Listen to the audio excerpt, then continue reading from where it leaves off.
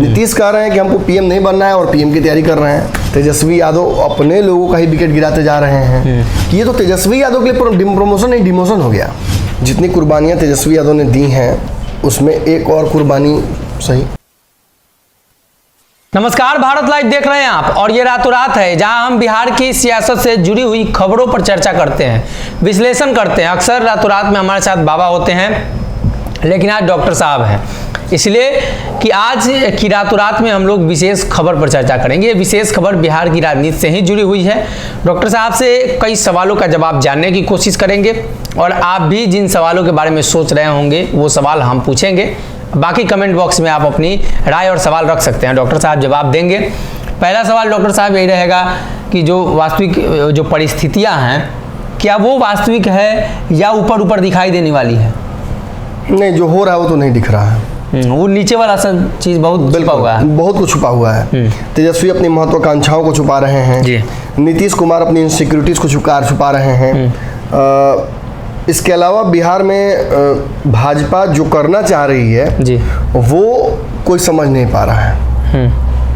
तीनों के बारे में बताते हैं। भाजपा बिहार में दो काम करना चाह रही है। एक, जल्दी जल्दी अपने कुनबे को बढ़ाना जी, एनडीए का जो दल है, गठबंधन है, वो बड़ा हो। दूसरा, बिहार में जल्दी जल्दी वो अपने आइडियाज़ को इम्प्लीमेंट करना चाहती है, जातिगत लेवल पर भी और पोलराइजेशन करने के लिए रिलीजियस के नाम पर वो भी करना चाहती है। बार बार अमित शाह का बिहार आना ये साबित कर रहा है कि अमित शाह बिहार में कोई बड़ा खेला करना चाहते हैं। जी। नीतीश कुमार उनके टारगेट पर नहीं है, उनके टारगेट पर राजद है। राजद को अमित शाह अपने बराबर में खड़ा करके सीधी लड़ाई करना चाहते हैं। तब अमित शाह से जदयू की कोई लड़ाई नहीं है। तो ललन सिंह आज बयान दे रहे थे, माफ़ कीजिएगा, कल बयान दे रहे थे कि वो आ रहे हैं, आने दीजिए, कोई रोका थोड़ी है, कुछ कर थोड़ी पाएंगे। दो लोगों की लड़ाई है, मैंने फाइनल ऑस्ट्रेलिया श्रीलंका के बीच में हो रहा है, तो उसमें बांग्लादेश क्या बोलेगा? उसके बोलने कुछ बचा है? लड़ाई सच पूछिए तो केवल राजद और भाजपा के बीच ही है। तेजस्वी यादव फिलहाल जो गठबंधन बिहार में बना हुआ है उसमें मजबूरी उनकी ये है कि नीतीश कुमार के रजामंदी से, नीतीश कुमार को ट्रस्ट में लेकर ये गठबंधन बनाया गया है। तो लगातार नीतीश कुमार जो है ना कि क्लब से कैसे कुर्बानी मांगी गई थी, बार बार कुर्बानी मांग रहे हैं, लेकिन उसका भी एक कहीं ठहरा होगा ना, कहीं रुकेगा नहीं मामला।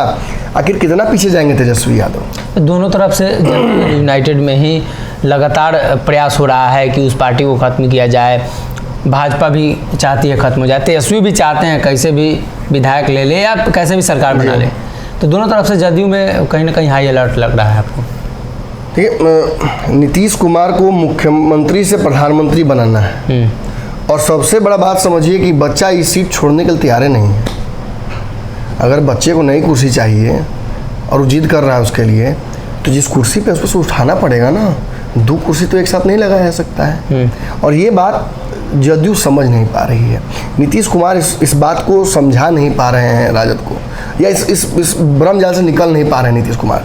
और जहाँ तक तेजस्वी यादव की बात है, तो गठबंधन धर्म ईमानदारी से निभाते हुए तेजस्वी यादव अपने लोगों का ही विकेट गिराते जा रहे हैं, अपने बैकफुट पर जा रहे हैं। शुरुआत कहाँ हुई थी? प्रवक्ताओं की छुट्टी, उसके बाद मंत्रियों की छुट्टी होने लगी, कार्तिक सिंह के बाद सुधाकर सिंह का नंबर आ गया। अब स्थिति यह है कि जो मोकामा की सीट है उस पर भी जदयू छुट्टी की बात का पकड़ रहा है। तो खबर तो ये भी है कि जगदानंद सिंह इस्तीफा दे सकते हैं। बिल्कुल दे सकते हैं, कई बार खबर चली है। जगदानंद सिंह को कई बार इस्तीफा देने का मन किया, वो इस्तीफा देना चाहते थे। लालू यादव के कहने पर उन्होंने इस्तीफा नहीं दिया, रोक लिया। लेकिन इसका मतलब ये नहीं कि लालू यादव की बार बार वो बात मान लेंगे। जब पानी सर से ऊपर हो जाता है तो कोई भी अपने तरफ से हाथ पांव मारता है।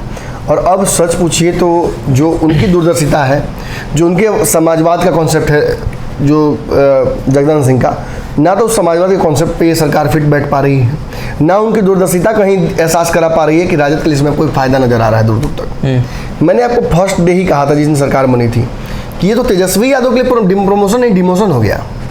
नेता प्रतिपक्ष से डिप्टी सीएम बन जाना, प्रबल दावेदार सीएम के होने से डिप्टी सीएम बन जाना, ये तो नीतीश के लिए जीत की बात हो गई ना।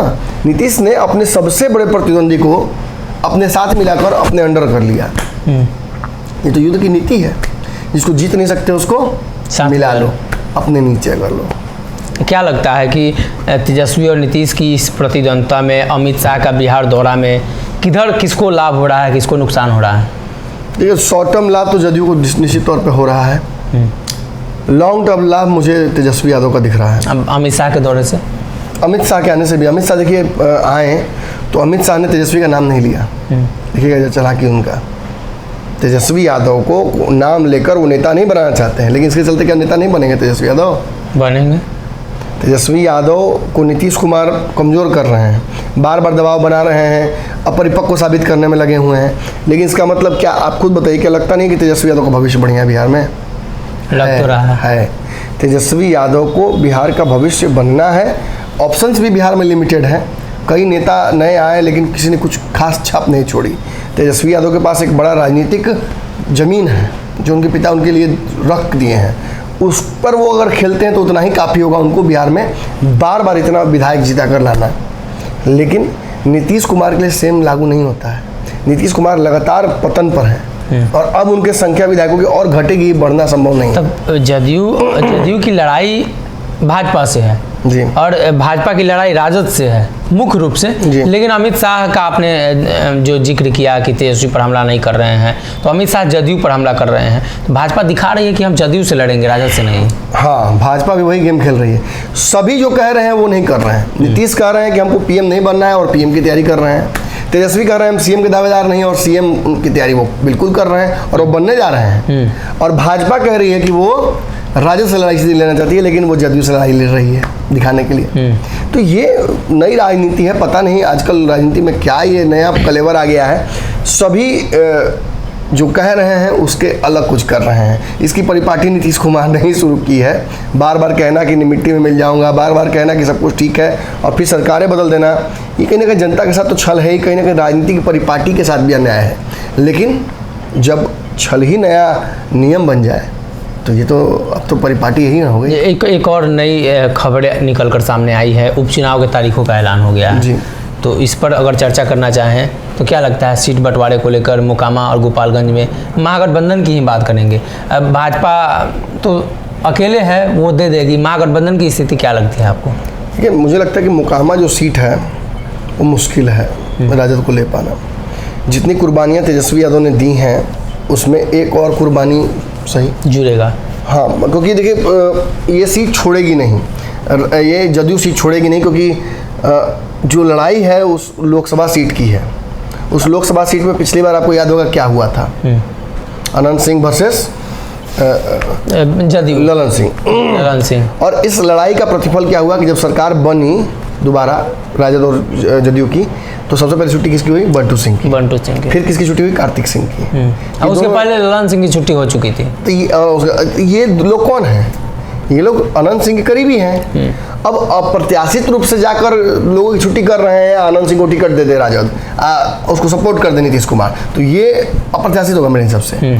मुझे होता यही दिख रहा है कि ललन सिंह उस क्षेत्र से अनंत सिंह का दबदबा समाप्त करना चाहते हैं, अपने ऊपर हुए अपमानों का बदला लेना चाहते हैं। इसलिए तेजस्वी यादव को नाम लेकर नेता बनाने के लिए भी लगे हुए हैं कि हाँ मेरे नेता तेजस्वी हैं, और तेजस्वी पर यह दबाव नैतिक बनाया जाएगा कि आप वो सीट छोड़ दीजिए। अंतिम में गोपालगंज पर चर्चा कर लेते हैं। गोपालगंज की क्या लग रही है परिस्थिति? गोपालगंज की स्थिति तो आप बेहतर बता सकते हैं, आप लगातार वहाँ रिसर्च कर रहे हैं। लेकिन मुझे जहाँ तक लगता है कि वहाँ तीन तरफा लड़ाई होने जा रही है। वहाँ जिस तरीके से दावा किया जा रहा है उस सीट पर, अब चूंकि खबर तो ये भी उड़ के आएगी साधु यादव वहाँ से तैयारी अपनी कर चुके हैं पूरी तरफ। खबर सर, ये खबर कैसी है कि साधु यादव राजद की तरफ से लड़ सकते हैं? नहीं, ये भी खबर आई है, ये भी खबर आई है। क्यों नहीं हो सकता है? जब नीतीश तेजस्वी एक हो सकते हैं तो साधु यादव क्यों नहीं अपने भतीजा को माफ़ कर सकते हैं? भांजा को भांजा को क्यों नहीं माफ़ कर सकते हैं? बिल्कुल माफ़ कर सकते हैं। और साधु यादव परिवार का हिस्सा रहे, ठीक है, टून-टान तो होता रहता है, लेकिन राजद भी अपना कुनबा बड़ा करना चाहेगी ना। सत्ता में जब गोपालगंज खासतौर पर राजद के लिए कमजोर कर दिया। जान रही है, लालू यादव जब थे सत्ता में तो सबसे ज़्यादा उनके साथ कौन था? किसने उनके सत्ता को बचाए रखा? यही साधु यादव थे। और आज इस सीट पर जब से साधु यादव हटे हैं यहाँ इस सीट पर से रिजर्व होने की जरूरत है, तब से आप देखिए कि वहाँ दबदबा किसका रहा है? भाजपा का। तो ऐसी स्थिति में फिर साधु यादव ही तो उस जगह पे वापस ला सकते हैं साख को। तो खैर उस जगह के समीकरण को भी हम आगे बताएंगे, लेकिन फिलहाल इतना इसमें एक बड़ा गेम ये है कि मोकामा वाली सीट जो है वो राजद के हाथ से छटकती मुझे दिख रही है। जी, तो कहीं ना कहीं मोकामा की सीट राजद के यहाँ से छटकती दिखाई दे रही है। और गोपालगंज में अगर साधु यादव दावा कर रहे हैं और राष्ट्रीय जनता दल से अगर दावा करते हैं तो उस जगह पर दावेदारी काफ़ी मजबूत होगी। और बात की जाए तो जगदानंद सिंह के इस्तीफे की, तो उसको लेकर भी चर्चा है। तो इस रातों रात में हमने आपको कई खबरों के बारे में और कई चीज़ों के बारे में विस्तार से बताया है। फिलहाल के लिए इस रातों रात में इतना। अगर ये वीडियो पसंद आई और वह बिहार के राजनीति और बिहारियत से सरोकार रखेनी तो सब्सक्राइब बटन दबा के चैनल के सब्सक्राइब कर ली। ओजे एगो घंटी बा, ओकरा बटन दबा देला से कुल सटीक और मारक खबर रुआ मुफ्त में मिल जाई। अगर रुआ पत्रकारिता के हमनी के नया प्रयोग में सहयोग कर चाहतानी तो ज्वाइन बटन दबा दी।